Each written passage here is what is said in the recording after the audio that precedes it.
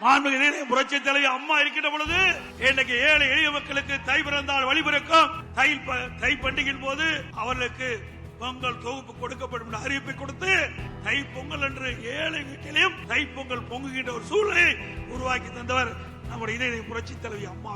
அந்த வழியிலே வந்த அம்மாவுடைய அரசு தை பொங்கல் என்று எல்லா இல்லங்களிலும் மகிழ்ச்சியோடு தை பண்டிகையை கொண்டாட என்பதற்காக எல்லா குடும்பத்தையும் 2500 ரூபாய் கொடுத்த அரசாங்கம் அண்ணா திமுக அரசு. அப்பொழுது திரு ஸ்டாலின் அவர்கள் எதிர்க்கட்சி தலைவராக இருந்தார். அப்பொழுது குறிப்பிட்டார், முதலமைச்சர் எடப்பாடி பழனிசாமி குடும்பத்தைக்கு 5000 ரூபாய் கொடுக்கலாம்.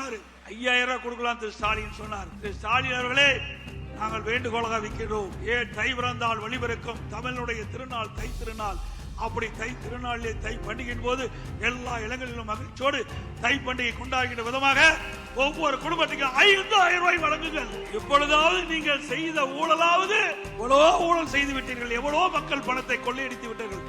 இனியாவது கடைசி காலகட்டத்திலாவது மக்களுக்கு மகிழ்ச்சி ஊட்டுகின்ற விதமாக இந்த தை பண்டிகை மகிழ்ச்சிகரமாக கொண்டாடுகின்ற விதமாக ஒரு 5000 ரூபாய் நீங்கள் வழங்க வேண்டும். எவ்வளவோ கொள்ளையடிச்சிட்டு இருக்கிறீங்க, ஆனா மக்களுக்காக எந்த திட்டம் கொடுக்கல, எந்த பெரிய திட்டமும் இந்த ஆட்சியில் வரல. இதையாவது ஏழைகளுக்காக செய்ய வேண்டும் என்று வேண்டுகோளாக வைத்து நாம் முன்கூட்டியே, எனக்கு முன்னாலே தலைமை கழக நிர்வாகிகள் குறிப்பிட்டதை போல நாம் முன்கூட்டியே தமிழகத்தில் பல்வேறு மாவட்டங்களில் எழுச்சி பயணத்தை மேற்கொண்டோம். அந்த எழுச்சி பயணத்தின் போது நம்முடைய மாவட்ட செயலாளர், தலைமை கழக நிர்வாகிகள், வருகை வந்திருக்கின்ற ஒன்றிய செயலாளர், நகர செயலாளர், பேருக்கழக செயலாளர், பகுதி செயலாளர் அத்தனை பேர் ஒருமித்த கருத்தோடு மிக சிறப்பாக எழுச்சியாக அந்த எழுச்சி பயண கூட்டத்தை நடத்தினீர்கள். மக்களை காப்போம், தமிழகத்தை மீட்போம் என்று நாம் குரல் கொடுத்து கிட்டத்தட்ட 175 சட்டமன்ற தொகுதியிலும் அண்ணா திமுக அந்த பிரச்சாரத்தை தொடங்கிடும். இனி எந்த கட்சியும் இனிமேல் எவ்வளவு சட்டமன்ற தொகுதியில போய் பிரச்சாரம் செய்ய முடியாது. அப்படி அருமையான